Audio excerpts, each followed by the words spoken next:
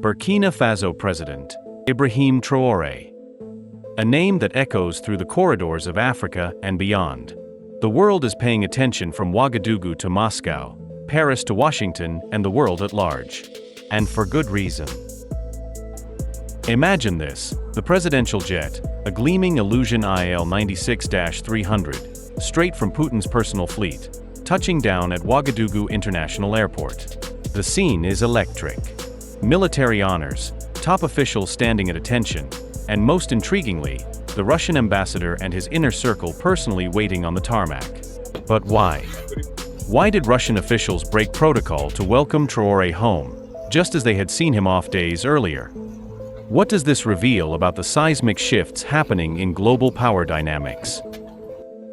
As we are about to start, if you're passionate about African stories, power shifts, and the rise of a new world order, hit that like button and remember to subscribe now. Your support fuels our mission to push these stories to the forefront. Alright, let's break this down. In diplomatic circles, protocol is everything.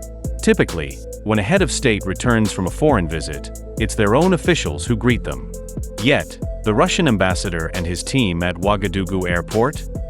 Highly unusual. But there's more to this story. First, consider the aircraft itself. This wasn't just any flight.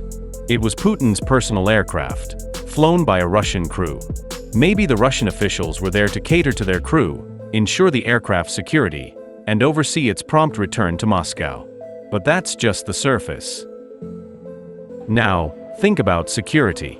With Burkina Faso's history of coups and political instability, the Russian delegation could have been delivering confidential updates, immediate briefings, or even intelligence gathered by their operatives. Perhaps this was a face-to-face exchange, away from the prying eyes of the West. But what if it's even deeper? What if this is about a powerful emerging alliance, one that threatens to disrupt the entire geopolitical landscape? Before we continue, welcome to Avalanche Facts, where we bring the African vision to life and make African stories go global. If you believe in Africa's rise, hit that like button, subscribe, and turn on notifications so you never miss an update on the transformation happening across our great continent. Back to that airport scene. This wasn't just about protocol or convenience. It was a bold political signal, a flex of diplomatic muscle that hints at a deepening partnership between Ouagadougou and Moscow. Traoré's visit to Russia wasn't just another diplomatic stop. He was a guest of honor at the 80th anniversary of Russia's victory over Nazism, a highly symbolic event. He arrived not just as a head of state, but as a symbol of Africa's new assertiveness, the only leader in full military regalia, sidearm at the ready, marching alongside Putin on Red Square.